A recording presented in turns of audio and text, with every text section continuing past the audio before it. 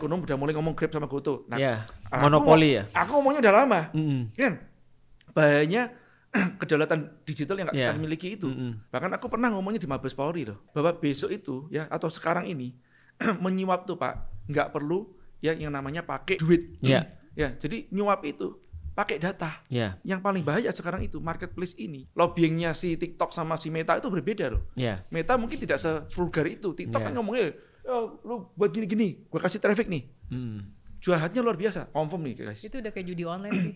Nah, dia yang bisa menentukan lu rame, lu kagak rame. Nah, iya. Nah, kayak gitu kan. Nah, itu kan berbahaya banget. Kita jualan misalnya, kita bilang besok harga naik misalnya. Setelah itu besok lagi harga naik lagi. Lama-lama orang bilang, dia cuma gimmick doang. Nah, orang-orang yang kemudian ngeliat itu menurutku hukuman etikalnya itu lebih parah daripada hukuman legal. Karena hukuman legal ada waktunya, ada terus kemudian besarannya. Tapi kalau hukuman etikal ini nggak ada. Nah, artinya kalau dia melakukan hal-hal yang sama terus-menerus, balik lagi. Bisnis ini kan masalah trust. Nah, kalau trustnya sudah hilang, terus gimana dia mau bisnis yang lain? Gimana dia bisa dipercaya? Cari penghasilan 10-20 juta per bulan dengan angka cukup yang sangat lebih dari cukup lah untuk jadi sebagai seorang pengusaha lah gitu. Itu juga masih gampang kok, Jin. Nggak susah banget. Yang susah itu stabil.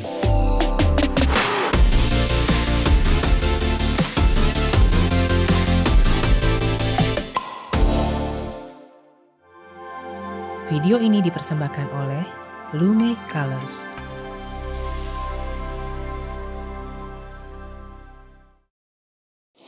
Aku pernah ngomong juga kan, kalau masih ingat 2017-18 lah aku pernah posting.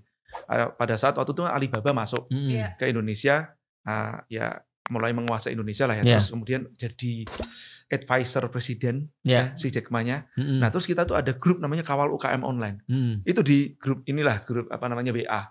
Nah, terus ada satu orang itu CEO dari, ya ini kan CEO apa, startup digital yang terkenal lah. Ngomong kayak gini nih. Nah, ini yang matanya kayak aku sipit juga. Kayak kita lah ya. Bisa semua kita nih, kita semua. Iya. Nah, dia ngomong gini nih. Tak posting kok itu Kak. Dia bilang gini. 2 kali dia bilang, akhirnya aku terpaksa nyeletuk. Dia ngomongnya kira-kira begini ya, redaksinya. Kalau menurut saya, kita harus mengakui bahwa the Chinese has won, dia bilang gitu. Kata-katanya begitu. Ya, itu tak kutipnya seperti itu. Maka apa yang kita perlu lakukan, kita tidak melawan Chinese atau Cina gitu loh. China dia bilang, bukan Chinese, China. Kalau Chinese kan manusianya. Kita. Nah, Cinanya gitu loh. Nah, kita tidak melawan Cina, tapi kita itu harusnya bekerja sama dan menyambut Cina. Dia bilang seperti gitu. Nah, aku ngomong gini, Pak, nih Bapak udah ngomong 2 kali kayak gini nih. Aku ngomong kayak gini sekarang nih.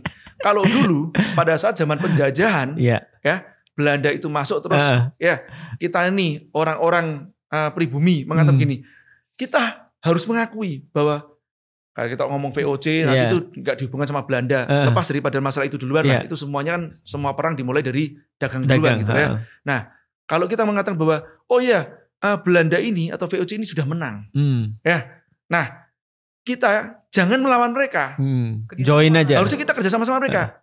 Tidak akan ada kemerdekaan.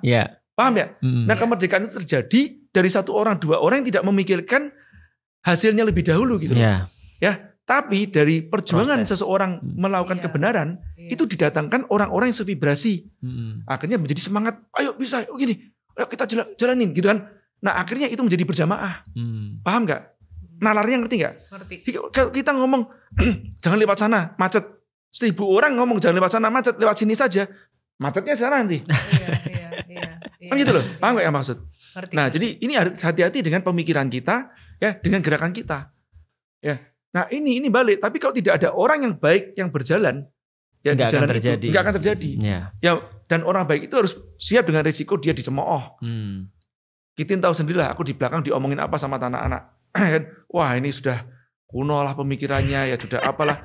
Iya, kan gitu lah, apa namanya, nggak masuk akal. Nggak, akalmu aja yang belum masuk gitu. Tapi sekarang coba, akhir-akhir ini, Pak Rinald Kasari juga barusan ngomongin tentang masalah Grab sama GoTo.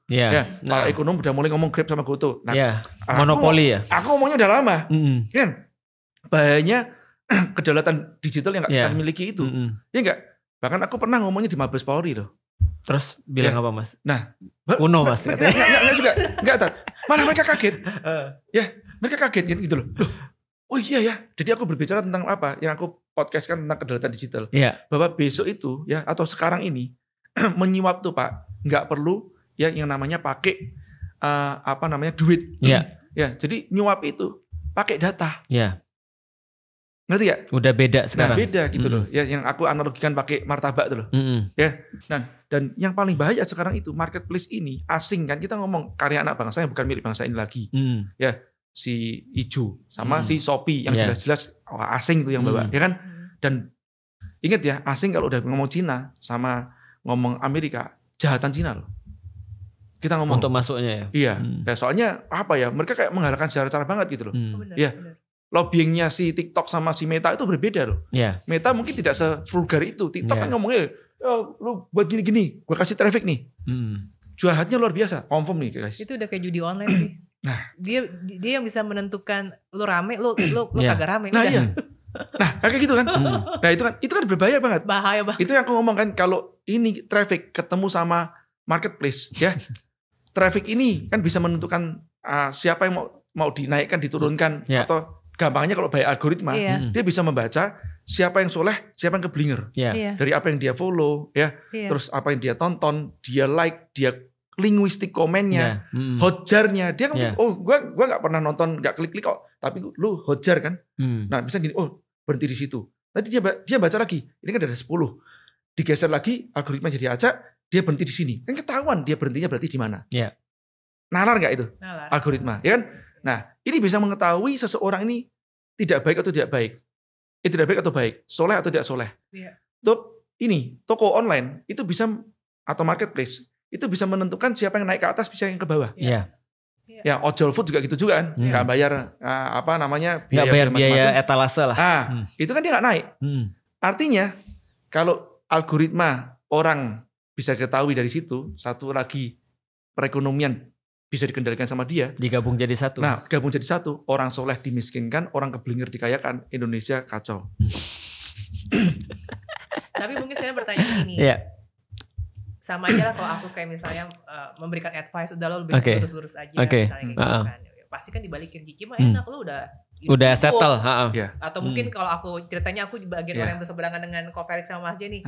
Ya Ko Felix sama Mas J mah enak, udah punya follower. Ya kalau aku yang misalnya bukan siapa-siapa, ini stok baju mau beli dikit nggak bisa, pabrik ada MOQ. Gimana gue bisa jualan kalau gue nggak overclaim gitu kan? Atau maksudnya overclaim tuh kayak lebih ke arah kalau yang di TikTok live streaming tuh kayak stok 500, 5 menit habis, padahal bohong gitu kan. Itu kuncinya balik lagi tadi, yang terakhir, berjamaah, tidak bisa sendiri. Paham ya? Makanya gak bisa sendiri. Jadi aku baru gak ada solusi yang cepetnya. Solusi cepat aku pikir nggak mungkin. Karena tadi ya bangkrut. Enggak bangkrut juga. Kalau sampai bangkrut enggak. Kalau cuma buat 1 miliar 2 miliar gampang masihan gitu. Jadi bangkrut juga enggak sih. Cuman memang tadi ya kalau misalnya ada yang bilang ini terus gua harus gimana nih? Gua ada stok barang segala macam. Menurutku sih yang pertama yang paling mendasar ditanya kamu bisnis untuk apa? Itu dulu tuh. Jadi kamu bisnis untuk apa? Setelah dia bisa jawab bisnisnya untuk apa, nah semua yang tadi dia sudah dapat yang prinsipalnya, jadi dia punya cukupnya, dia tahu seperti apa harus dia lakukan, dia benar-benar enggak gumun atau tadi apa gumun tuh bahasa Indonesianya kaguman dengan segala sesuatu yang diciptakan sama algoritma, sama keadaan, flexing dan seterusnya. Nah baru setelah itu dia berpikir bagaimana cara dengan produk yang tetap bagus tanpa overclaim kita bisa jualan. Karena tetap bisa jualan sih sebenarnya. Jadi logiknya gini loh, jangan kita ngomong nggak bisa duluan. Ya bisa dengan jalan yang benar. Baru mikir bagaimana caranya. Kalau begitu kita nggak bisa, ya kita mesti ketutup juga ini kan cara kreativitasnya. Ya enggak? Ini ada satu kawan kita nih ya yang sangat ekstrim banget ya. Tahu lah ya, teman kita Fikri itu loh. Ya. Kan ekstrimku nih ya. Pasti kok cepet amat sih. Loh, enggak apa-apa. Tapi Fik, gimana pun ya dengan prinsipmu yang mungkin tidak satu, kan dia tidak satu aliran sama aku lah, masa tidak sama. Tapi aku kagum sama dia. Dengan prinsipnya dia yang dia pegang, tidak boleh foto, tidak boleh ada video, tapi dia bisa berjualan. Paham gak kamu maksud? Sampai sekarang maju juga loh, masih jalan lah paling enggak kan? Temenan juga sama aku sih. Buat aku gini loh, maksud gini loh. Kita kalau udah punya prinsip, kita pegang duluan. Terus kita cari jalannya. Insya Allah tuh ada jalan. Dapat. Gak ada yang namanya buntu. Buat aku yang ngomong buntu tadi itu soalnya dia masih masih ngelirik sana ngelirik sini gitu loh Mas. Iya, maunya yang cepet-cepet aja. Jadi menurutku sih Mas J itu ngomongnya dengan segala sesuatu yang ideal tadi, tapi jangan lupa Mas J itu udah melakukan apa aja. Dia udah nulis tentang bisnis yang dianalogikan dengan semut, sarang semut dan segala macam. Jadi prinsip-prinsip teknisnya juga sudah penuh semua. Artinya kalau prinsip-prinsip teknisnya itu sudah dilakukan, aku yakin masih bisa jualan sih sebenarnya. Artinya kan contoh gini, yang nggak boleh kan bukannya exposure-nya kan, yang nggak boleh menggunakan exposure untuk overclaim. Yang nggak boleh kan bukannya berjualan online kan, yang nggak boleh berjualan online dengan cara yang salah kan gitu kan ya. Nah tapi semuanya masih bisa dimanfaatin sih. Nah kalau gitu sekarang etika yang diperbolehkan itu untuk berjualan kan banyak nih yang menggunakan psikologi marketing ya. Harga dicoret karena saya sendiri melakukan itu harga coret ya. Jadi nggak salah sih harga coret. Terus ada juga yang mungkin bilang besok harga naik. Pas besok diganti lagi, besok harga naik, selalu terus-terusan gitu. Nah jadi itu sampai batasan mana yang diperbolehkan? Aku jawab dikit Mas ya. Boleh lanjut. Secara dalil boleh. Oh gitu. Jadi kan aku udah pernah jelasin bahwasanya ini cuma masalah etika aja. Jadi ini bukan masuk masalah hukum. Karena kalau masalah hukum penipuan tuh berarti harus ada yang dirugikan. Jadi harus ada yang dirugikan dan kerugiannya ini bersifat nyata dan memang dalam tanda kutip ya, dia memang nggak ngerti. Beda dengan ketika kita ngelihat misalnya magic show misalnya. Kita datang di situ memang untuk ditipu. Kita lihat film bioskop, kita datang sana memang untuk ditipu sebenarnya. Tapi itu bukan penipuan. Tapi penipuan tuh contoh kayak gini misalnya. Dia bilang bahwasanya ini aku jual durian harganya misalnya segini 3 kilo. Tiba-tiba datang ke kita harganya udah kita bayar datangnya misalnya 2 kilo. Nah itu penipuan. Nah berarti itu masuk delik itu. Tapi kalau cuma kayak marketing, ini marketing kebanyakan memang ethical memang masalahnya. Nah problematikanya adalah pertanyaannya, apakah damage yang diakibatkan oleh ethical itu selalu lebih rendah daripada damage yang diakibatkan oleh sesuatu yang bersifat hukum? Jawabannya tidak. Karena bagiku ethical itu justru lebih bermasalah daripada hukum. Jadi contoh misalnya kayak gini ya. Contoh misalnya ya. Kita jualan misalnya, kita bilang besok harga naik misalnya. Setelah itu besok lagi harga naik lagi. Lama-lama orang bilang, dia cuma gimmick doang. Nah, orang-orang yang kemudian ngeliat itu menurutku hukuman etikalnya itu lebih parah daripada hukuman legal. Karena hukuman legal ada waktunya, ada terus kemudian besarannya. Tapi kalau hukuman etikal ini nggak ada. Nah, artinya kalau dia melakukan hal-hal yang sama terus-menerus, balik lagi. Bisnis ini kan masalah trust. Nah kalau trustnya sudah hilang, terus gimana dia mau bisnis yang lain? Gimana dia bisa dipercaya? Tapi contoh misalnya, kadang-kadang kita juga jualan juga gitu Mas, sama. Kita menggunakan ethical tapi tidak sampai ke jurang lah. Contoh misalnya kayak gini misalnya. Kita misalnya ketika kita jualan acara. Kemarin yang aku bilang acara Itiba itu Mas. Itu kita ngumpulin dulu waiting list. Itiba itu apa sih? Itiba itu semacam kayak acara. Singkatan. Itiba itu acara kayak menceritakan Nabi Muhammad. Jadi kayak konser.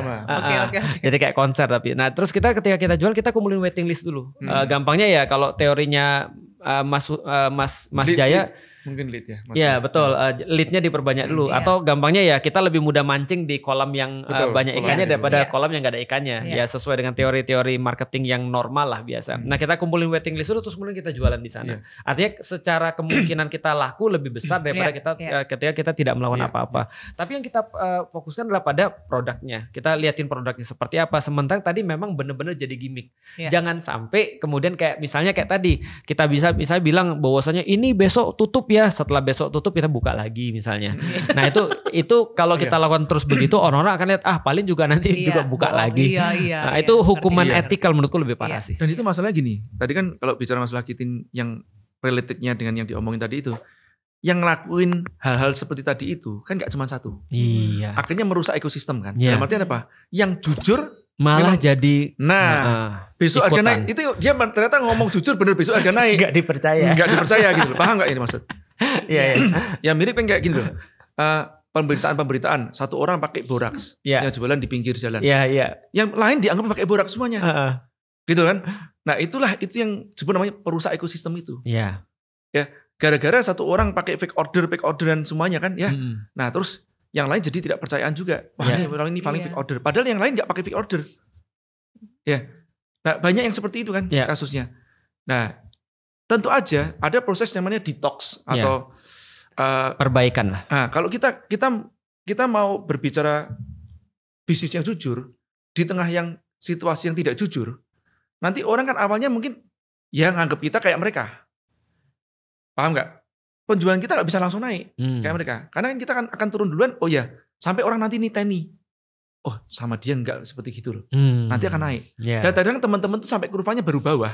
Belum sampai naiknya dia udah berhenti. Nah. Tidak maksimal. Iya. Berarti harus sabar. Iya. Ya karena di lingkaran kita yang udah nggak benar gitu loh. Ya ekosistemnya nggak benar. Nah, kembali lagi kalau tadi seandainya kita tadi kan kolam itu kan juga yang disebut namanya jamaah. Ya kan? Nah, begitu kolam ini kebentuk ya, itu ekonomi berjamaah juga kebentuk lebih mudah. Ya. Yang sebenarnya gini Tin, kalau menurut aku ya, tadi aku bilang dapetin omset kenceng itu sekarang nggak susah. Yang susah itu stabil. Cek deh. Ini kalau yang ngomong pengusaha aku ngerti sih. Ya, kan? Kalau yang dengar pusing ini. Nah, sekarang gitu kan, kenapa kan dimainkan oleh algoritma tadi itu. Jadi naik, turun lagi. Ya, harus jual lagi, posting lagi, joget-joget lagi, naik lagi, turun lagi. Iya. Itu contohnya kayak gitu. Iya kan?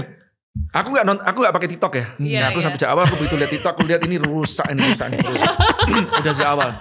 Ya ada emosi apa sih? Nah, soalnya aku ngeliat kan berdasarkan gini loh, kan aku belajar ya NLP ya, neuroscience kan. Nah, aku begitu lihat gini, ini nggak benar.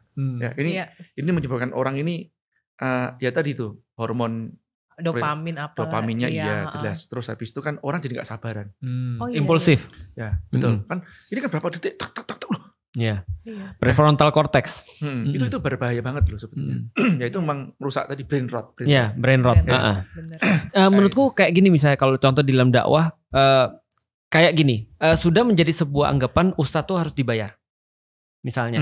Dan kadang-kadang ada satu orang undang satu ustadz, dia minta misalnya 5 juta ketika 15 menit untuk ceramah misalnya, taruhlah. Atau misalnya 10 juta untuk 1 jam ceramah, misalnya 1 sesi ceramah. Lama-lama orang ngelihat setiap ustadz tuh harus dibayar. Maka ketika ada orang terus kemudian minta aku ngisi, pertanyaan pertama adalah, Ustadz mohon maaf bisyarahnya berapa? Atau bayarannya berapa? Padahal kita kan tidak menarik. Iya, betul. Nah artinya mungkin pertama-tama detox itu berjalan. 1 orang tahu, 2 orang tahu, lama-lama jadi pembicaraan. Ngundang dia gak bayar loh sebenarnya gitu maksudnya. Artinya yang dia perlu tuh cuma ini bukan bayaran. Tapi karena ada orang-orang yang tadi gak bertanggung jawab, akhirnya satu ekosistem rusak. Betul. Nah, artinya kita tetap harus istiqomah, sabar untuk membentuk jalan kita sendiri kan balik lagi. Dunia ini tentang masalah edukasi sih sebenarnya. Benar. Gitu. Untuk deliver sesuatu yang memang kita mean it gitu misalnya. Jadi artinya ya nggak usah terlalu pusing dengan hasilnya duluan, ya kan? Nah, kita berjalan di jalan yang benar. Itu duluan, dan jangan nanti orang ngomong gini, orang begitu. Itu salah lagi gitu loh ya. Wah, gua nggak peduli sama omongan lu ya. Gua jalanin ini untuk apa? Untuk ibadah, ya. Kalau nggak dapat duitnya, dapat pahalanya, selesai gitu loh. Kan ini bermakna ibadah. Kalau dapat duitnya itu bonus, alhamdulillah gitu loh. Nah, kalau masih belum dapat juga, gua mikir lagi siasatnya bagaimana gitu loh. Jangan juga menyerah gitu doang gitu kan? Nah, betul. Nah, ini salah kaprah juga itu. Dan kan? jangan juga kalau nggak laku-laku datangnya justru ke ustadz minta doa. Jangan. Datangnya ya ke ahli. Ahli marketing. Kita ngomong ya Tin ya, masalah tadi orang-orang yang tadi ngomong ke tempatmu tadi tuh, kalau nggak jualan gini nggak bisa gitu loh. Aku nggak ngerti, aku di lingkaranku nggak benar-benar ketemu seperti itu sih Tin. Paling nggak kalau cuman tadi aku bicara, kalau ya omset berapa atau ngomong penghasilan berapa lah. Kalau cuman cari penghasilan 10-20 juta per bulan dengan angka cukup yang sangat lebih dari cukup lah untuk jadi sebagai seorang pengusaha lah gitu. Itu juga masih gampang kok Tin, nggak susah banget. Nah yang dia ngomong susah tadi itu aku bilang kestabilan itu ya. Kalau kestabilan itu memang kita kayak buih di lautan. Squid Game aku sering ngomong. Kita sedang dimainkan sama mereka, diadu. Ya, kalau ya apa ya Squid Game tuh itu yang pas banget itu kata-kata itu. Jadi ada yang ngatur. Paham. Bukan sekedar menang kalahnya, tapi ada yang ngatur. Betul. Ya di belakang sana itulah yang kapitalis gedenya.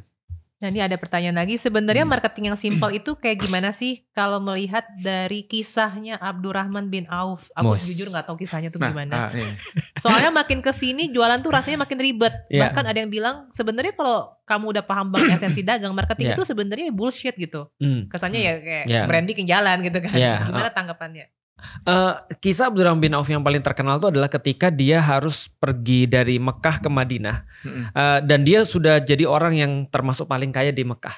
Tapi ketika dia mau nyusul Rasulullah Muhammad ke Madinah, maka seluruh orang-orang yang ada di Mekah bersepakat kamu boleh pergi tapi tidak dengan hartamu. Artinya dan istri juga, ya? Betul. Karena istrinya diajak nggak mau ikut, akhirnya dia bilang oke, aku nggak peduli karena semua orang Mekah petingginya berkata bahwa kamu dapat harta ini ketika kamu di Mekah, tinggalin harta di sini kalau kamu mau ikut Muhammad. Maka dia tinggalin semuanya, dia cuma bawa baju yang lengket aja di dia. Jadi murid gitu. Hijrah pergi. Aku pikir ketemu doang gitu. Enggak, ikut pindah ke Madinah. Okay. Nah, yang menarik sampai di Madinah, Rasul tahu ini pengusaha sukses banget Abdurrahman bin Auf dan nggak bawa apa-apa kecuali baju yang melekat di badannya aja, dan dia dipersaudarakan dengan seorang pengusaha paling kaya di Madinah, namanya Sa'ad bin Rabi. Nah, Sa'ad bin Rabi ini ngajak dia ngeliatin toko-tokonya dia. Lalu kemudian dia bilang gini, kalau kamu mau, kamu boleh ambil setengah toko-tokoku ini. Karena kamu kan pengusaha sukses. Aku bahagia banget ketika Rasul mempersaudarakan kamu dengan aku. Karena yang mempersaudarakan Rasul, aku mau bagi seluruh hartaku, bagi dua dengan kamu.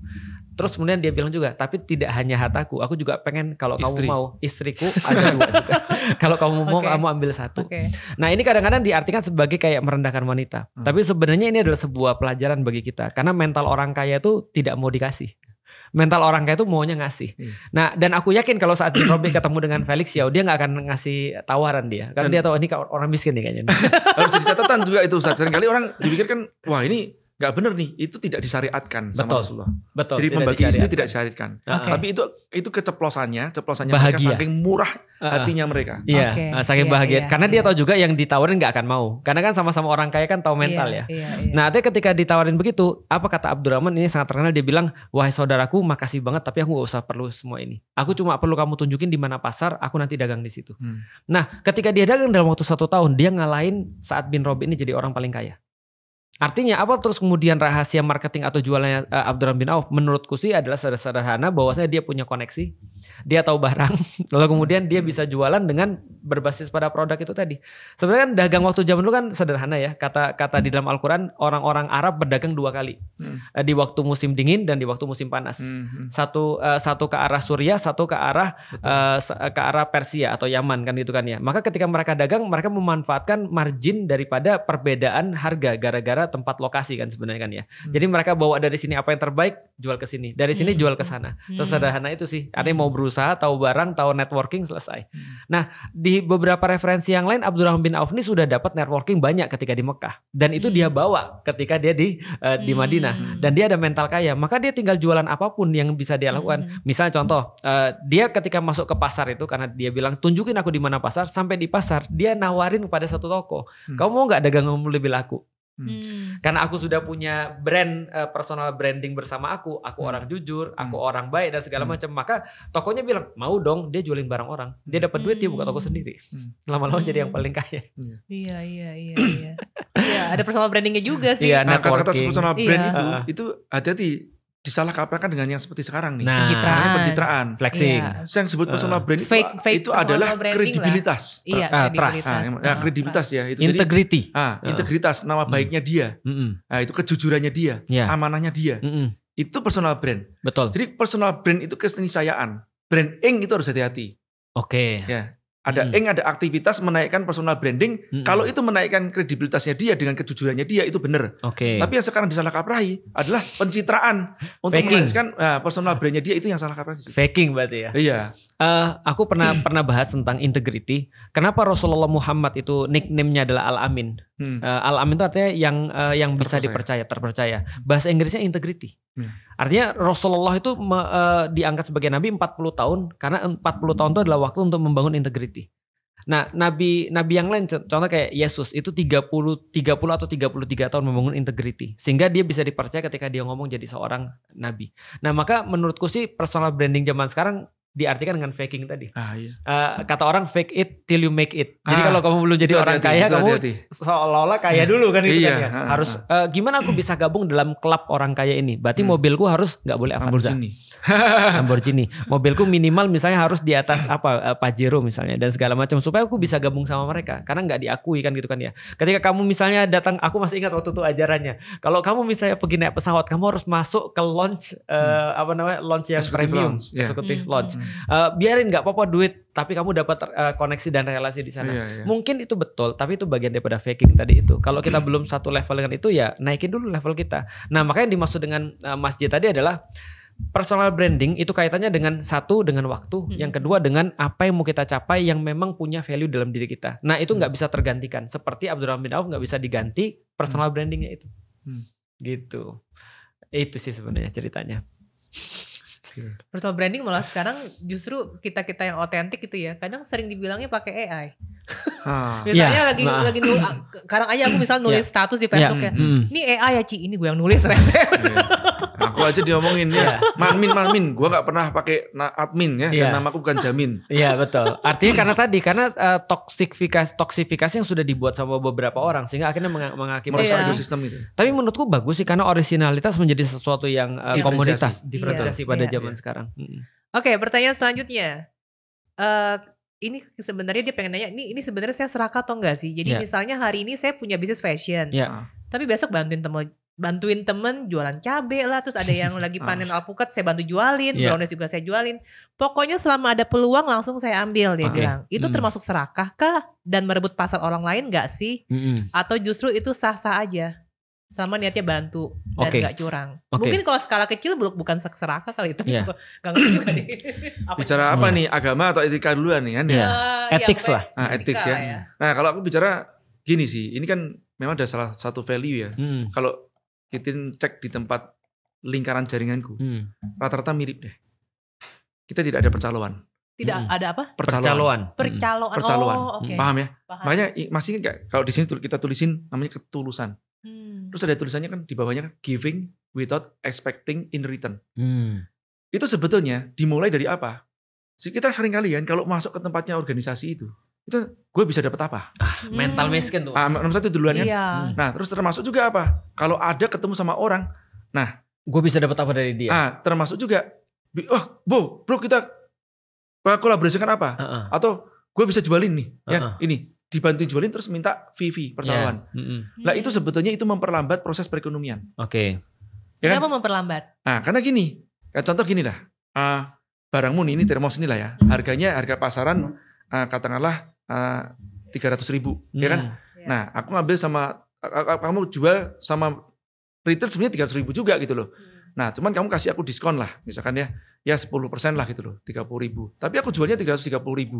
Akhirnya mungkin ya laku-laku juga. Toh juga aku kan nggak beli sama kamu duluan. Ingat ya kalau aku beli sama kamu itu jadi kulaan. Itu beda. Aku mau jualan itu. Tapi nggak gini, gue caluin gitu loh. Kalau mau gini nih, nanti sama kitin ya 10%. 2%. Akhirnya apa? Harganya kamu harus naikin juga. Ya kan, kamu mau naikin, nah nanti nggak masuk harganya juga. Aku mesti naikin karena mau kasih komisi gitu. Iya betul. Oke. Nah percaloan menjadi ini menjadi markup price kan akhirnya kan. Nah satu itu, kedua ini yang sering aku bilang gini tentang namanya kartu peluang lah ya. Sering nggak kita perhatikan peluang itu justru malah probabilitasnya banyak yang di tempat kita itu bukan peluang kita, peluangnya orang lain. Maksudnya? Nah, contoh gini. Kita dapat info, ini peluang, ini peluang, itu peluang. Itu kan peluang kita. Probabilitasnya kecil banget yang itu peluang kita.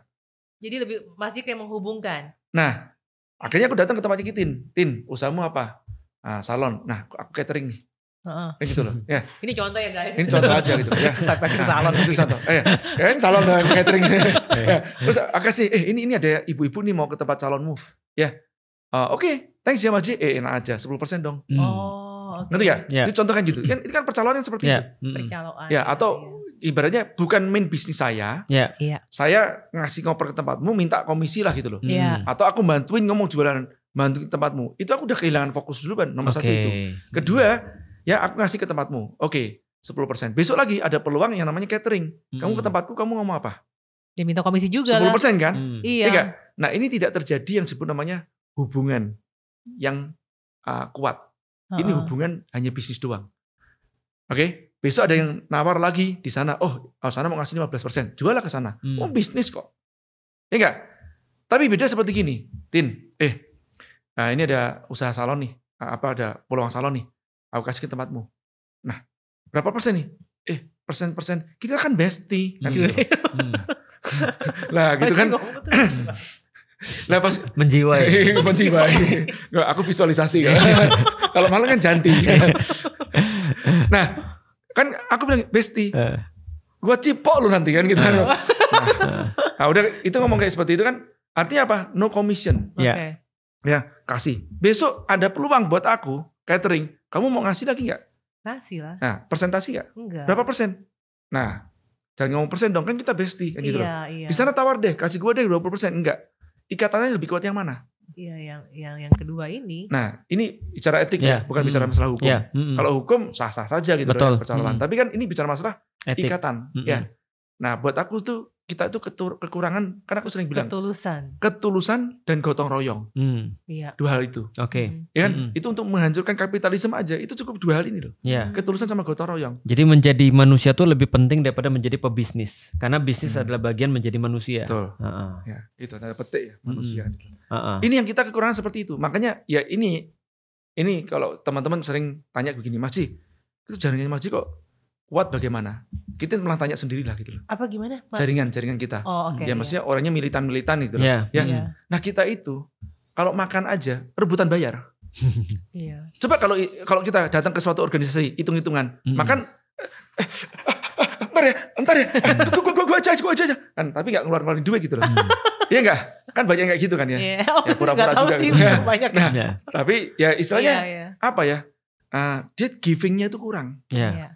Hitung-hitungannya banyak gitu loh. Paham ya? Nah sebetulnya ini juga kita ngomong lah ya. Ada yang tanya begini, Mas Ji, bagaimana cara melatih bukan intuisi, keberanian kita dalam kita berbisnis terutama gitu. Kamu mau cara jahiliyah atau mau cara syariah gitu kan? Oh, jahiliyah duluan Mas gitu kan. Nah aku bilang gini nih, orang Chinese ya, itu dia kan keberanian cukup tinggi dalam berbisnis, ya nggak? Nah kenapa? Dia melatihnya dengan judi. Oh itu latihannya ya. Iya. Tahu malah. Tapi terkendali loh. Resiko. Terkontrol ya. Terutama kita ngomong ya teman-teman ya Chinese Medan terkenal banget lah gitu ya. Ya itu kan kalau pas Imlek lah apalah. Main judi. Nah tapi dia judi bukan untuk lifestyle ya. Maksudnya bukan kesehariannya dia yang kayak orang-orang sekarang nggak punya duit tapi judi loh. Pinjol. Ini orang punya duit ya gue budgetin dah buat senang-senang 1 juta, 2 juta, 10 juta. Tapi mereka duitnya miliaran mungkin kan gitu loh. Nah tapi ini artinya apa? Mereka belajar untuk berspekulasi. Ini cara ngomong jahiliyahnya ya. Nah cara syariahnya sedekah. Tapi ada tapinya, sedekahnya jangan ngomong gini, gue mau sedekah karena gue mau dapat duit sekian. Kan gitu. Itu salah itu. Mindset yang salah. Yang sering aku ngomong ini orang ini kapitalis atau syariah sebetulnya gitu loh. Kan banyak gitu. Kalau kamu kepengen seperti ini, ya sedekahkan 10%-nya, maka niscaya pasti lu dapat bocoran dari mana lo? Kan gitu loh, pasti. Ya pasti akan dapatkan itu. Ya enggak? Nah, sedekah itu kuncinya sebenarnya sederhana, Maran. Dia giving without expecting in return. Oke. Ya, latihan tadi ya. Nah, dan ingat loh, sedekah itu justru tidak hanya berbicara masalah uang. Tapi sedekah informasi tadi itu. Relasi. Ya. Din, ini ada ini. Gua kenalin yuk. Ya, dan ini menjadi jalinan ikatan. Kalau itu terjadi berjamaah, keren tuh, akan jadi gede. Akan jadi kuat, saling menguatkan. Orang tidak takut rezekinya kerebut. Ya kan? Dia akan mereferensikan, ini kasih nih. Enggak, ini rezeki lu nih, bukan rezeki gua. Kan gua ikut seneng aja. Coba konsep ini sekarang sering terjadi atau jarang terjadi kan gitu loh. Berarti itu menurutku lebih kepada etik sih. Karena secara affiliate, bukan berarti affiliate atau percalon nggak boleh. Cuman aku lihat cuma masalah fokus pertama dan masalah relasi sih. Artinya menurutku gini, kalau zaman dulu kita melihat memang banyak sekali faktor-faktor bisnis yang diakibatkan oleh non teknis kayak tadi misalnya orang baik sama orang karena itu orang jadi percaya sama dia. Kayak tadi karena aku merekomendasikan bisnisnya dia, walaupun aku nggak berharap in return, orang jadi percaya sama aku juga. Ketika dia misalnya ya gampang gini deh, aku punya makanan misalnya, ada orang yang senyum sama aku bagi dia lah gitu kan. Ya saudara itu walaupun dia senyum pasti tulus sama aku. Nah jadi ketulusan dalam dia menjadi seorang manusia itu mempengaruhi bisnisnya juga. Nah tapi aku coba untuk tambahin ya. Tapi sekali lagi, aku ini kayak role kita jadi berbeda nih, jadi bertukar. Karena aku ini ngurusin urusan dunianya nih sekarang nih. Artinya menjadi seorang muslim tidak serta-merta juga kita tidak boleh untuk menjadi orang kaya sebenarnya. Karena balik lagi, sebenarnya yang Mas J sama aku omongin dari awal itu adalah benar-benar intensi sebenarnya. Karena intensi yang benar berarti kamu punya beban yang lebih besar. Karena bagaimanapun niat, betul intensi. Karena orang yang punya dan diamanahkan atau mendapatkan kekayaan lebih besar atau power lebih besar, itu kayak orang yang kakinya di dua tuh, antara surga dan neraka tuh. Artinya kalau dia sisip dikit dia bisa masuk surga, sisip dikit dia bisa masuk neraka. Kalau kata Spider-Man kan with great power comes great responsibility. Artinya kalau misalnya dia punya sesuatu kekuatan yang besar, bisa jualan ataupun bisa terus punya relasi ataupun apapun itu. Nah kalau dia manfaatkan untuk intensi yang benar, dia bisa lebih banyak bantu orang dong sebenarnya. Artinya aku tidak mengatakan bahwa saya punya uang yang banyak atau punya bisnis yang banyak itu adalah serakah. Tidak harus begitu. Karena serakah itu bukan berkaitan dengan banyak yang kamu punya, tapi bisa juga orang miskin serakah. Ya. Orang miskin bisa serakah. Contoh ya, kita kenal kata zuhud. Gurunya beliau ngajarin kita zuhud banyak. Zuhud itu ada satu konsep di mana orang tuh tidak perlu dunia. Tidak cinta dunia. Tidak cinta dunia. Jadi dunia itu tidak bisa ngendaliin dia. Tapi apakah zuhud harus selalu berkaitan dengan orang miskin? Tidak jawabannya. Karena ada orang kaya yang juga zuhud.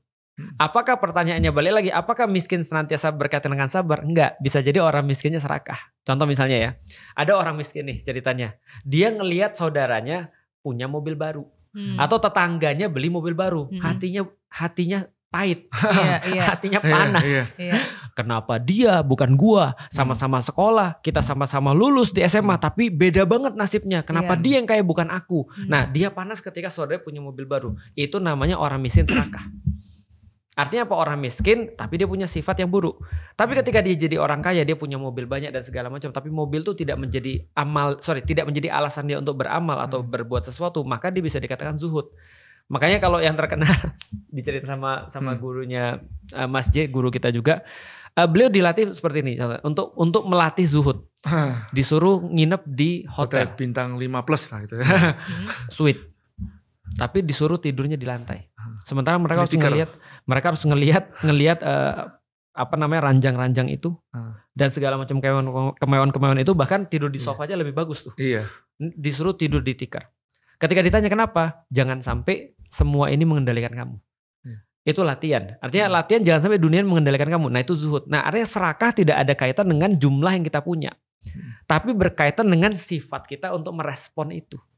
Nah jadi menurutku sih itu yang harus diperbaiki lebih dulu sih, bukan jumlahnya. Karena orang nggak punya duit bisa serakah, orang punya duit banyak atau punya barang banyak atau punya bisnis banyak bisa zuhud. Kira-kira gitu tuh. Gitulah. Tapi secara etik tadi. Jangan meletakkan duit itu di hatimu. Ya. Letakkan di kantongmu saja. Nah gitu kan. Tapi yang banyak ya. Dan itu ya yang berkata seperti itu Abu Yazid Muhammad tuh kan. Ya. Itu sangat mudah membagikan uangnya. Iya, luar biasa. Sangat mudah. Sangat ringan kayak gitu loh.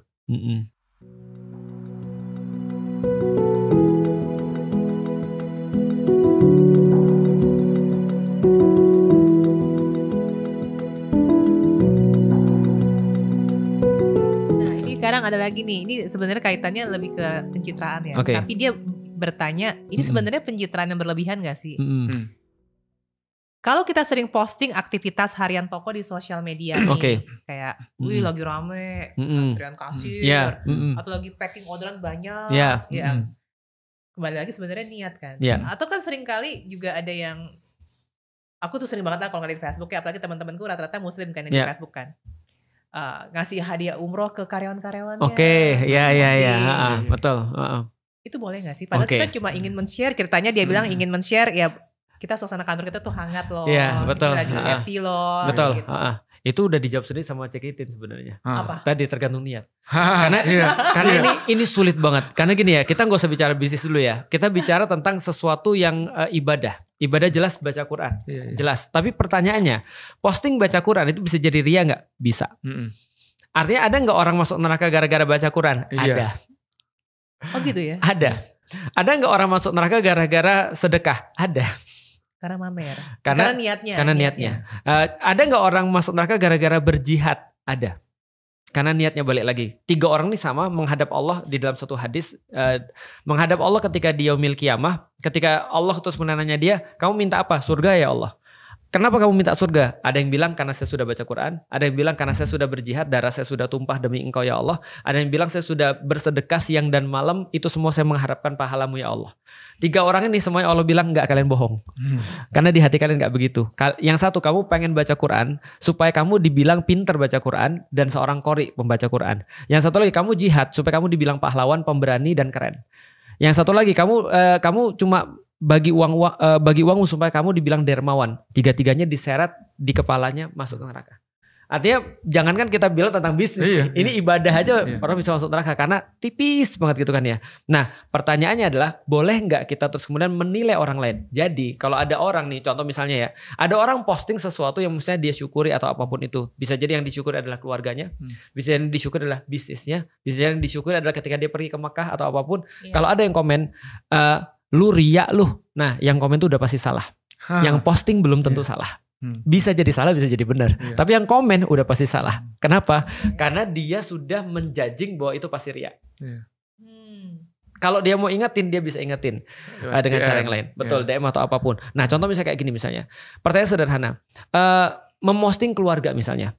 Aku secara pribadi, orang-orang di kalangan para asatis ini, kadang-kadang mereka tidak mau mengeksplor kehidupan pribadinya, dan itu bagus. Karena ada memang ancaman-ancaman dalam tanda kutip, bahaya-bahaya ketika dia mengeksplorasi kehidupan pribadinya sendiri misalnya. Nah tapi orang-orang ini pada zaman sekarang perlu semacam kayak goals. Dia perlu ngeliat ini seperti apa sih sebenarnya gitu kan ya. Nah kalau memang kita benar-benar bisa untuk mengendalikan niat kita, bismillah ya. Bismillah, mudah-mudahan ini adalah untuk kebaikan. Misalnya kita nunjukin orang bahwasanya Ustadz itu punya keluarga seperti apa seharusnya, atau misalnya bagaimana cara dia mendidik anak-anaknya. Bolehlah kita posting dengan niatan yang benar. Sama kayak bisnis juga sama, ketika dia pengen agar dia nunjukin ini loh, terus kemudian kondisi timnya, terus kemudian memberikan seperti apa dia nangani satu masalah. Nah ini menjadi inspirasi bagi pebisnis yang lain. Nah yang membedakan kita posting karena bangga atau karena ingin menyombongkan, itu kan tipis tuh. Betul sekali. Yang tahu dia sendiri. Betul. Betul. Aku ingat loh Mas Ye. Mas Ye pernah chat aku. Aku tapi chat kan? Iya chat. Betul, itu dia. Lebih tepatnya tuh kalau Mas Ye, kalau aku nggak salah ingat ya redaksinya. Ada baiknya. Hati-hati. Bangga itu aku hanya, bahkan jangan membanggakan anak, kalau membanggakan apa gitu. Justru membanggakan tuh yang patut dibanggakan adalah guru kalau nggak salah ya. Guru boleh. Terus ada lagi orang tua. Betul. Nah tapi balik lagi lah, misalnya kalau misalnya kayak tadi, misalnya ada orang punya bisnis ya, ketika dia posting bisnisnya dan segala macam. Pikiranku sederhana, orang sekarang itu senantiasa berebut untuk nyari pola dan patron. Patron apa? Patron itu contoh. Pattern. Patron itu contoh lah. Role model. Idola. Dan itu akan dilakukan oleh manusia sadar atau nggak sadar. Ketika dia kecil dia akan cari patron, dia akan cari idol.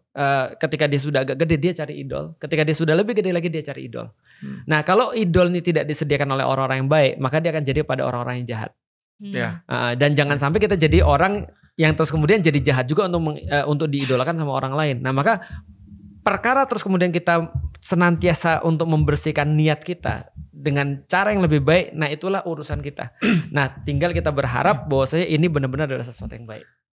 Gitu. Aku ada solusi tengahnya itu, Ustaz. Gimana? Berarti ini aku jarang posting kan? Enggak pernah malah sekarang. Pokoknya pengumuman doang. Tapi kan apakah aktivitasku tidak diposting? Iya. Yang posting bukan aku. Oke. Kan orang lain ya. Iya. Bukan aku bawa kamera kemana-mana. Mohon maaf ya. Iya. Sekarang banyak loh. Dan mbak kemarin jadi gini. Jadi udah direncanain dari awal Mas ya. Alangkah baiknya kita sendiri niatkan nomor 1 melakukan kebaikan. Iya. Mau peduli diposting atau gak diposting. Kalau yang posting itu janganlah kita. Oke. Ngerti gak? Ya orang lain yang posting ya silakan saja. Gitu. Tapi kita juga jangan mengharap gak diposting nih kan gitu loh. Mau gak? Gue udah berbuat baik nih, susah nih angle-nya yang pas dong gitu loh. Ngerti gak? Ini sekarang jadi masalah loh. Masalah di Indonesia ini kan masalah yang dimulai dari orang masuk gorong-gorong gitu. Yang diliput gitu loh masalah itu. Betul. Dan itu kan berulang terus sampai sekarang. Karena orang kita ini gampang gumunan, gampang kaguman gitu. Ngerti gak? Padahal kalau aku nih lihat angle kamera dari mana sih? Ini kesengajaan tidak kesengajaan. Sampai ya Loh kan gitu kan, soalnya apa? Sekarang banyak yang melakukan skenario seperti itu loh. Kan ini kan berbahaya kalau kita salah pemimpin lagi kan gitu loh. Ya lagi ya sebenarnya. Iya, betul. Iya enggak? Karena caranya sama gitu ya. Iya, nah gitu kan. Itu yang berbahaya. Nah, ini akhirnya tanya. Tadi di mobil juga kita masih tanya, Mas, gimana ya kita bisa tahu si A itu benar atau enggak benar? Aku enggak benar tahu, terus terang. Betul. Nanti waktu yang membuktikan. Tapi buat aku lihat indikator. Aku bilang indikator. Indikatornya apa, Mas? Ulama-ulama yang lurus dia endorse dia atau enggak? Nah, gitu loh. Terus media-media yang lurus ya endorse dia atau tidak? Maksudnya endorse mempublikasikan orang itu. Mendukung lah. Bisa gitu loh. Atau cuma media-media yang fake atau yang ya itulah yang gesek-gesek itu yang dibuat untuk sekarang kalau tahu beneran di belakang itu terjadi seperti apa ya dalam artian ya ini kan di-create semuanya pakai AI. Ya kan? Jadi berita disiapin duluan. Ya, terus ada akun-akun yang ini akun-akun asli tapi dibeli lah gitu namanya. Nah, itu untuk naikkan nih. Ini ya lu buatin redaksinya sendiri-sendiri. Nah, ini sharein. Pom kenceng itu. Nah, itu menggerakkan massa untuk FOMO. Ya, ini dan macam-macam lah. Gue gak usah ngomong kata-katanya nanti pasti akan ngerti orang-orangnya siapa gitu loh. Nah, itu yang terjadi seperti itu. Dan ini akan menjadi the next leader kita gitu. Yang akhirnya membuat Indonesia lingkaran setan gitu loh. Akhirnya orang-orang bukan peduli pada esensi kepemimpinan yang harus dilakukan, tapi gimmick kepemimpinan. Itu terbukti loh. Sekarang coba anggota DPR, berapa banyak yang dari orang-orang yang cuma sekedar terkenal? Iya, banyak. Ya kan? Dan tidak berkualitas. Itu masalahnya. Enggak, itu soalnya itu mempengaruhi yang terjadi kebijakan tempat kita juga. Gitu loh ya. Itulah. Artinya kalau aku ngambilnya mungkin gini ya, Cey ya. Kalau kata orang-orang zaman dulu tuh kalau mau menghias, hiasilah kebenaran. Karena kebenaran lebih layak untuk dihiasi daripada sesuatu yang gak baik. Makanya di dalam Islam kalau pertama kali yang dihias itu Al-Quran. Jadi yang dihias itu bukan manusia, tapi Al-Quran tuh dibagusin tulisannya. Yang kedua masjid. Maksudnya dibagusin tulisannya? Tulisannya dibagusin, dijadiin sebagai hiburan, hiasan. Jadi hiasan-hiasan itu diawali dengan Al-Quran kalau di dalam Islam. Jadi seni. Itu masuknya pertama kali adalah pada kebenaran, bukan baju dulu. Jadi kebenaran dulu dihiasin, karena yang lebih layak untuk dihiasi adalah kebenaran. Kalau gampangnya gini, ini ada orang yang tadi menurut Mas J, ada orang faking banget nih. Tapi karena hiasannya bagus, orang nggak tahu aslinya seperti apa. Nah harusnya kan orang yang pintar kan lebih layak dihias tuh.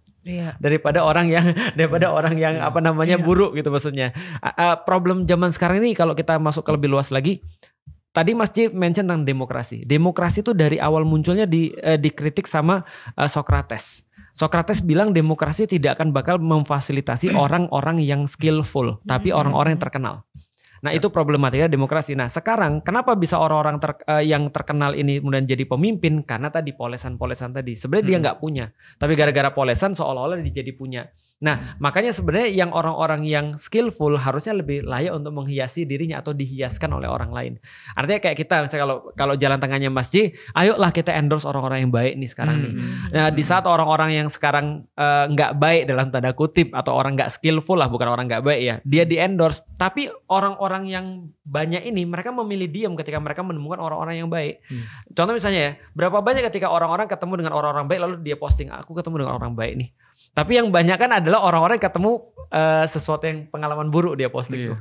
Tapi kalau pengalaman baik, contoh misalnya aku baru makan di tempat ini misalnya, ini tempatnya keren banget loh misalnya, walaupun dia nggak banyak promosi tapi makanannya enak, orang-orangnya jujur dan segala macam. Aku baru ketemu dengan ini, masya Allah keluarganya keren banget dan seterusnya. Ini kayaknya relationship goals deh yang benar kayak apa. Nah termasuk orang-orang ngelihat materi ini, oh ini satu lagi, berapa banyak orang-orang share konten-konten kebaikan dibandingkan dengan share konten-konten yang buruk. Itu dari dulu kita omongin Mas. Salah satu daripada yang harus teman-teman lakukan adalah stop untuk share konten-konten yang aneh. Stop making stupid people famous. Gitu kan ya. Tapi konten-konten yang pendidikan kayak gini misalnya, yang orang-orang harus nonton sebenarnya, berapa banyak yang nge-share? Mungkin gak sebanyak orang-orang nge-share yang ancur-ancur. Mohon maaf nih. Luna Maya nikah. Lalu kemudian akad nikahnya cuma telat 3 detik Mas. Oh iya. Orang yang dihebohin kan? Heboh orang bahas. Bilangnya gak sah gitu ya? Gak sah atau sah. Tapi coba bayangin ya, orang-orang Palestina udah berapa bulan gak makan gitu kan ya. Lantas kenapa sedikit sekali orang-orang yang mau untuk nge-share, orang-orang mau bahas. Artinya memang betul kata Mas J. Gak ada obat sih kalau untuk orang-orang yang daya pikirnya masih kurang, kecuali memang di-upgrade daya pikirnya. Betul. Baru dia bisa diinstal dengan perkara-perkara yang baik. Nah sekarang nih orang-orang kita nih, jangan kan diinstal perkara baik, dia memang nggak mampu. Jadi kayak kita mau nginstal WhatsApp tapi di Nokia 3300. Nah itu karena guru kita ini kan mengatakan jihad kita itu bukan senjata lagi sekarang nih.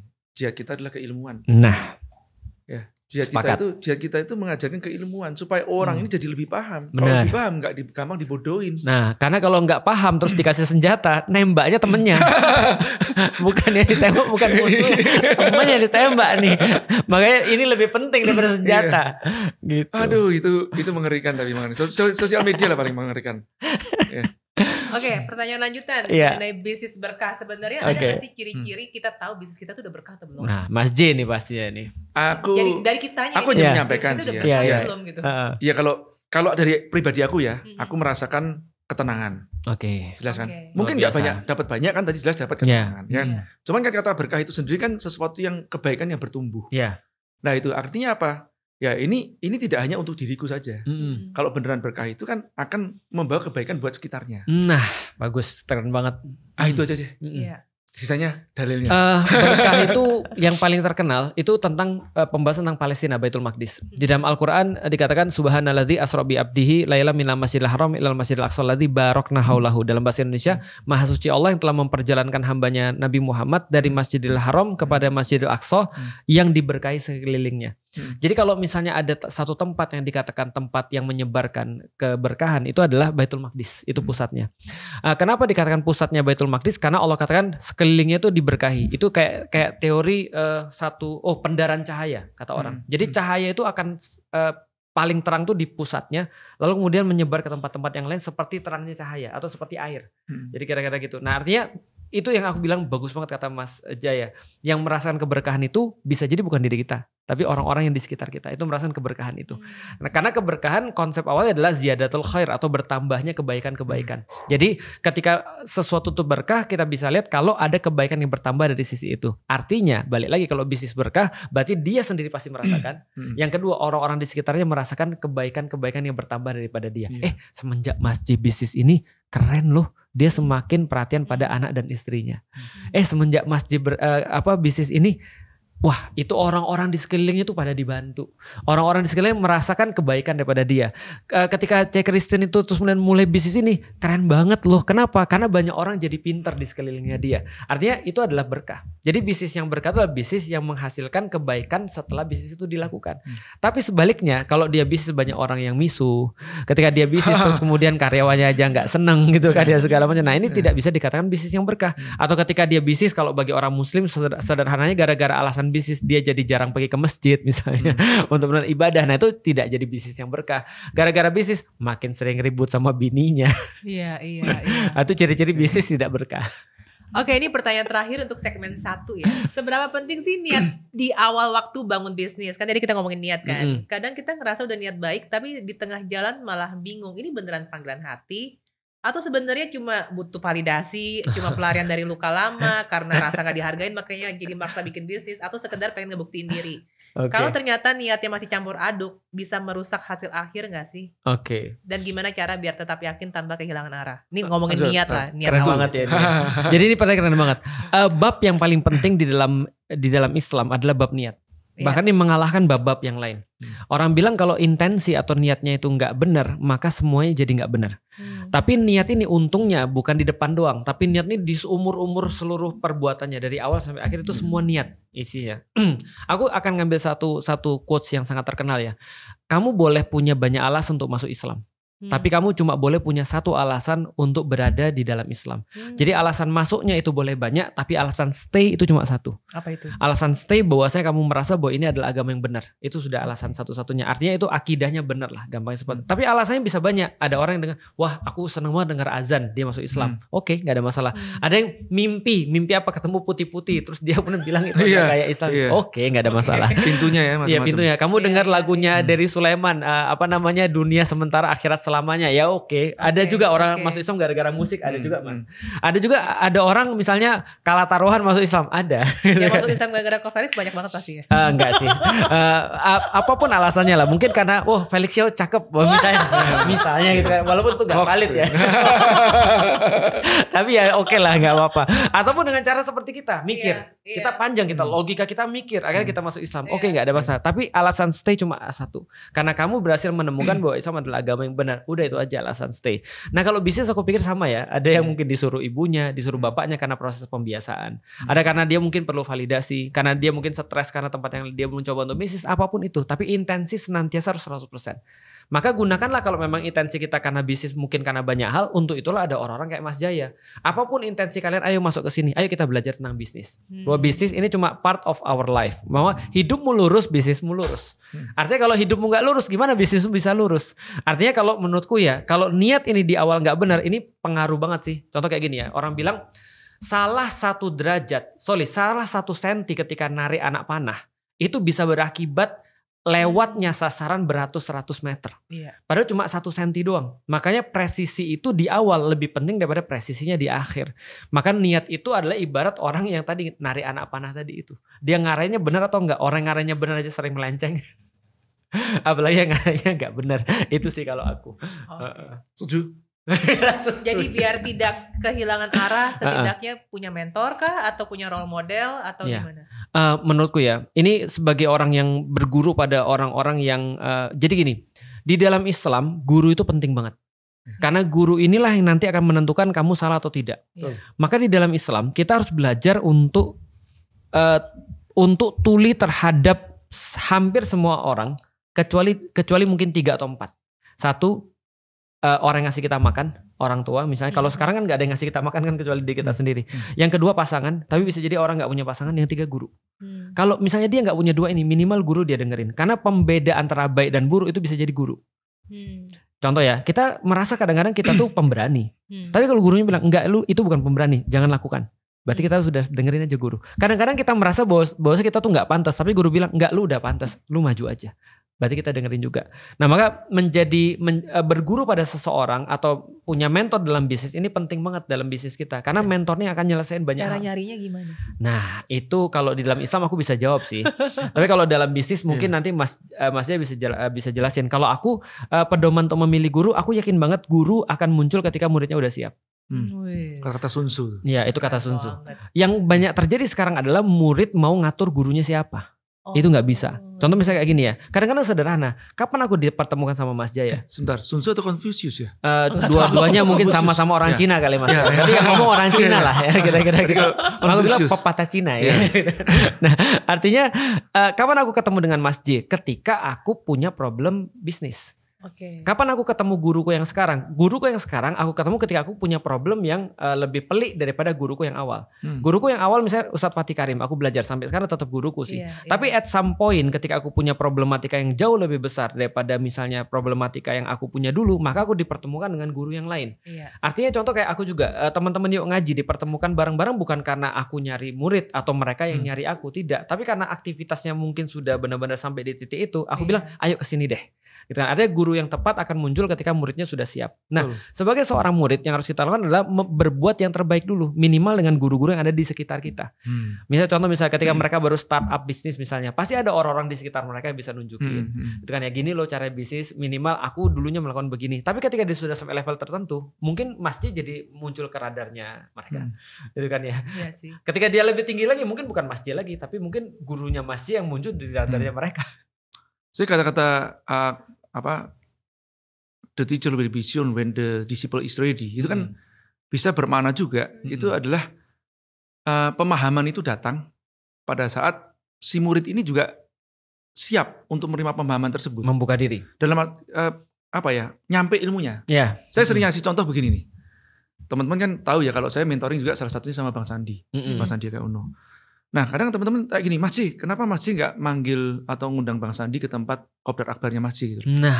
Aku bilang gini loh, ya insya Allah sih kalau aku undang beliaunya ya insya Allah maulah hadir. Kan gitu ya. Cuman masalahnya adalah, kamu siap gak sih terima ilmunya Bang Sandi itu loh. Benar. Soalnya Bang Sandi ini bukan untuk how to start business yang teman-teman UKM tanya gitu kan, ya jualan itu bagaimana caranya ini. Benar. Itu bicara masalah merger acquisition loh, sama financial engineering loh. Aku aja yang belajar berikiti kok masalah itu. Benar. Aku sampai pulang buka lagi kan, cek di Google lagi itu apa sih istilah-istilah ini, ngerti ya? Karena banyak kosakata yang aku mungkin juga belum paham gitu loh. Nah, apakah ini nyampe ke tempat teman-teman dan applicable atau tidak buat teman-teman? Overkill ya. Nah, gitu loh. Kalau udah levelnya udah atasan dikit, ya itu luar biasa, itu ilmu yang sangat luar biasa aku pelajari. Jadi aku ngerti sih maksud Mas J. Kadang-kadang di kita juga ada, Ustadz aku mau berguru sama Ustadz bisa nggak? Dalam hati kita sebentar, kamu tuh levelnya di mana sebenarnya? Ini cara untuk lebih kasar untuk memposisikan omongan ini ya. Kamu tuh levelnya di mana? Kamu belum level itu sebenarnya. Karena faktanya memang begitu. Contoh ya Mas ya. Aku yakin Mas. Kalau ada orang berguru nih misalnya sama guru-guru kita nih misalnya, mereka pasti bosan. Iya. Mereka pasti bosan. Mereka bilang, kok bisa sih yang kayak gini jadi guru? Tapi bagi kita, omongan dia itu kayak masuk ke kepala. Betul. Terus tembus ke dalam, terus benar mengembang di sini. Karena udah siap. Jadi beda. Jadi kamu harusnya belajar dulu deh. Sampai selevel itu kamu baru perlu mentor yang ini gitu maksudnya. Kadang-kadang mungkin ya kita bukan pintar, cuma karena level mereka rendah aja. Jadi kita kelihatan pintar gitu maksudnya. Anakku aja, tahu kan anakku yang apa? Yang keberapa nih? Yang kedua. Oh yang kedua, oke. Nah, itu kan juga, Pak mau belajar ini begini ya, ikutin kelas online-nya duluan. Kamu daftar jangan sebagai anak papa. Maksudnya itu duluan, kamu ikutin dan dia nyimak. Ya kalau bisa kamu building trust sama mentormu itu atau gurumu itu.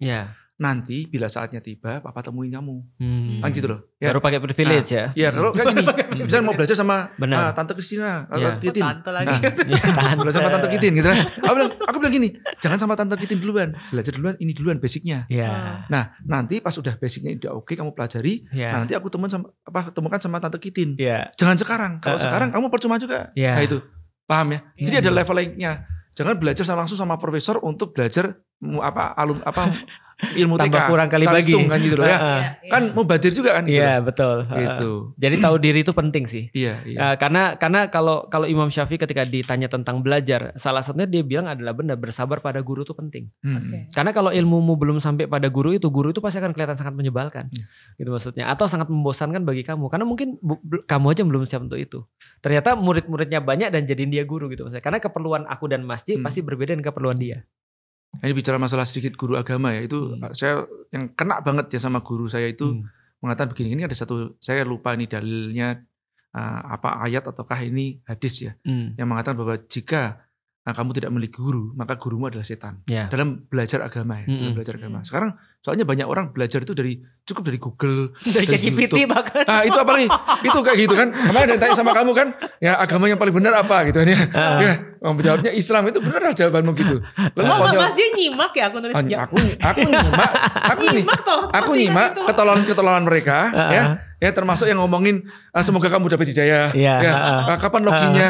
Itu buat aku kata-kata tolol buat aku. Enggak, jadi waktu itu ada yang komen di postingan aku, Cici sering ngobrol sama ChatGPT deh, bertanya agama apa yang paling benar. Jawabannya Islam. Terus aku bilang ChatGPT itu tuh people pleaser. Benar. Betul. Kalau aku yang nanya nih, jawabannya Buddha. Bisa jadi yang lain. Betul. Itu kadang-kadang kita feeding apa?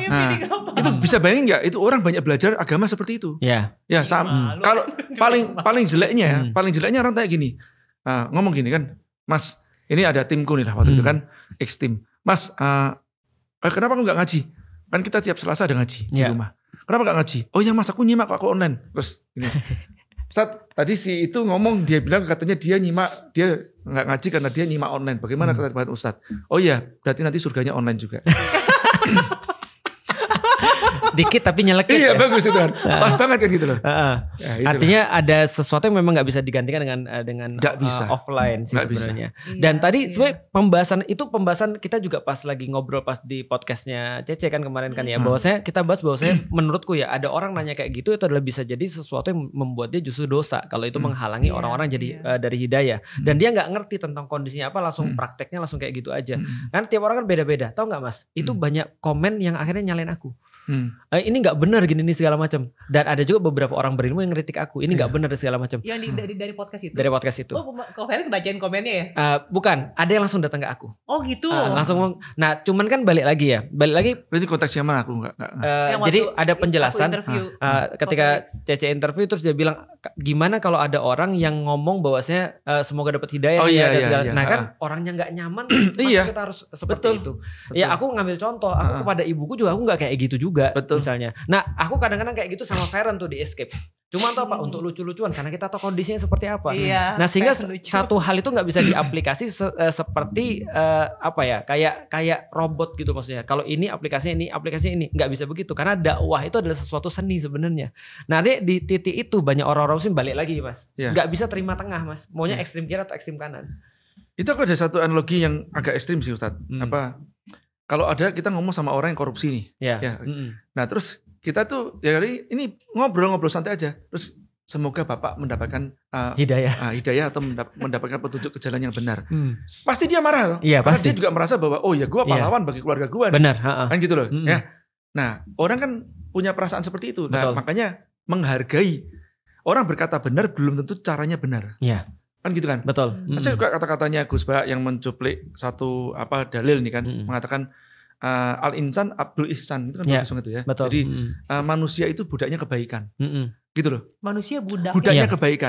Akan menjadi budak pada kebaikan. Nah, orang yang baik sama dia bukan belum tentu benar orangnya. Ngerti gak? Misalnya temennya ini orang nakal gitu ya pergaulan gak benar. Tapi dia baik. Pas lagi dimarahin sama bapaknya dia ngerangkul. Ini kebaikan. Manusia itu budaknya kebaikan. Dia akan ngikutin kebaikan itu. Ya, jadi bukan masalah bukan benar atau nggak benar. Betul, tapi cara how to delivernya dia bagaimana? Ya, tepat atau tidak tepat itu. Dulu pas pertama kali di Twitter, aku kan bahas riba tuh. Dihantem bahas riba. Ini segmen kedua nih ngomongin riba. 70.000 followers komen ke aku. Aku nggak suka Felix tapi dia benar. Aku ngomong gitu. Iya, aku kan langsung datengin rumah Mas J kan waktu itu kan untuk ngobrol kan sebenarnya kan ya. Tapi coba bayangin kalau dibalik. Felix tuh benar tapi yang gak suka. Sama aja kan. Artinya gini, suka itu yang menentukan orang tuh mau nerima atau enggak. Bukan benar atau enggak benarnya. Itu orang berilmu. Aku pikir gini pas Mas J nulis komen itu di Twitter. Aku pikir gini, gimana dengan orang-orang yang lain yang bukan Mas J. Mas J punya ilmu. Dia ngerti mana yang benar mana yang enggak. Cuma dia tetap nggak suka kan sama aku gara-gara cara penyampaian gue kan salah kan gitu kan ya. Gini kan dia kan kalau ngomong nyeplos banget nih. Iya. Kan? Dulu Felix di Twitter juga aku kurang suka sih. Coba dulu kan gitu loh. Iya pendek-pendek betul. Terus juga gini, mengetahui kebaikan itu, kebenaran itu, mengetahui dalil kebenaran itu kadang-kadang kita nggak suka. Kalau bisa gini, kan gampangnya gini. Ini aku makan nih, ya. Baru mau makan terus ngomong, jangan makan dulu, itu ada babinya. Boleh nggak makannya? Ngomongnya habis makan. Kan gampangnya gitu loh. Paham nggak? Boleh nggak ngomongnya habis makan? Maksudnya apa sih? Ini gue jadi bingung nih gitu loh ya. Nah kalau gue habis makan, lain kali perkara gitu kan. Itu istilahnya begitu loh. Ngerti. Istilahnya gini loh. Ya kan kita tuh kadang-kadang kan kalau gini, kita mau berbuat maksiat loh. Terus diomongin dalil duluan. Sebentar, gue berbuat duluan, lu baru ngomong boleh nggak gitu? Gitu. Bisa gini kan? Kita ini kan karena kita ngerti dalil, pas kita begitu tahu. Kan kita akhirnya terikat oleh suatu hukum. Kan kita belum tahu, kan kita nggak terikat oleh suatu hukum, paham nggak? Nah pas baca punya Ustadz Felix nih, wah aku jadi terikat hukum, aku jadi tahu nih. Iya betul. Itu aku masih gini, aku nggak suka nih baca ini nih, ya. Apalagi cara ngomongnya juga iya kan, kan ceplos-ceplos dulu kan. Nah tapi ini benar. Itu lagi ngomongin apa sih kalau konteksnya? Lupa aku. Riba. Oh iya tadi riba. Karena kan Mas J kan berada dalam kondisi kenyataan kan. Kalau misalnya ada satu pengusaha yang udah tahu riba tuh nggak boleh, berarti kan banyak harus pemecatan massal, harus balikin ini segala macam. Nah kita kan belum sampai ke titik itu pas bahasnya. Nah tapi maksudku adalah tidak ada yang suka ketika dikasih tahu kebenaran. Maka buatlah mereka suka untuk mendapatkan kebenaran. Gampangnya gini DC. Aku dikasih tahu istriku dalil misalnya. Reaksiku pertama apa? Walaupun nggak pernah ya, tapi kalau dia ngomongin aku, Bi, kayak gini-gini loh dalilnya di dalam Islam. Aku bilang gini, aku nggak perlu mama dedeh di rumah ini. Ya kan, karena kan maksudnya aku nyari kamu cuma untuk menenangkan aku kan. Kenapa kamu jadi ngasih aku dalil? Aku tahu dalilnya. Cuman kita harus ngerti bahwasanya kebanyakan aku nggak bilang semua, kebanyakan orang bermaksiat bukan karena nggak tahu dalil. Tapi karena dia gagal mengaitkan kesukaan dirinya atau emosi dirinya dengan logikanya dia. Sederhana itu. Jadi bukan masalah logika. Orang tuh udah tahu yang mana yang benar. Emang pelacur nggak tahu dia salah. Dia tahu semua. Cuma dia emosinya belum bisa diatur. Jadi memenangkan emosi tadi, kebaikan lebih penting daripada mengetahui mana yang benar dan mana yang salah. Itu sih sebenarnya. Ngerangkul lah istilahnya. Iya, jangan dipukul ya. Habis ngerangkul baru dipukul. Ya. Betul. Artinya sebenarnya kapitalisme itu adalah sebuah sistem yang diambil untuk menguntungkan orang-orang yang punya kapital aja. Orang-orang kaya bertambah kaya dan orang-orang yang miskin bertambah miskin. Atau bahkan dalam hierarkinya demokrasi, kapitalisme ini menjadikan orang yang punya uang di atasnya penguasa bahkan. Karena kan pengusaha itu tadi yang disampaikan Mas Jaya tadi, funding kepada penguasa, yang akhirnya penguasa melahirkan regulasi-regulasi yang nanti akan menguntungkan lagi pada para pengusaha itu. Jangan lupa dicuci duluan. Dicuci dulu, ya, money laundering, dan itu adalah politik dagang sapi. Orang kaya itu sebenarnya boleh gak sih gitu? Iya. Nah, bukan masalah boleh, wajar. Tahu nggak? Kan IQ kita nggak sama kan? Iya, benar. Karena dikarenakan IQ nggak sama, makanya ada yang jadi pekerja, ada jadi pengusaha. Kan gitu loh. Nah, sudah wajar terjadi ada orang kaya, ada orang miskin. Ya, yang nggak wajar itu yang ngekepin kekayaannya. Ini sebelum ngomong riba duluan nih, soalnya teman-teman yang ngomong riba kapitalis banget tuh seringkali. Dan gua gara-gara riba, gua rugi. Lu kalau untung, lu masih riba nggak? Ngerti ya? Masih mau ternyata. Nah, gitu loh. Ternyata orang yang rugi ya gara-gara riba itu kecil banget, 3,9% doang. Yang namanya NPL, non performance loan. Dan nah yang untung itu lebih banyak kan, 90% lebih gitu loh. Lu kalau untung gimana? Makanya kalau kita bilang, lo kalau gara-gara riba, lo rugi, lo yang kan gitu loh. Ya enggak, lo yang kaya lebih banyak gitu loh. Tidaklah masalah berapa kali kita gagal. Tidak penting berapa kali kita hampir berhasil. Kecewa karena gagal itu masih jauh lebih baik daripada menyesal tanpa melakukan sesuatu. Yang perlu kita lakukan hanyalah belajar dari kegagalan itu dan dari orang-orang di sekitar Anda, dan yakin kalau kita pun bisa bangkit. Janganlah takut dengan kegagalan, karena jalan menuju kesuksesan adalah dengan selalu mencoba setidaknya 1 kali lagi. Dan ketika kita mencapainya, semua yang tidak tahu kisahmu hanya bisa berkata betapa beruntungnya Anda.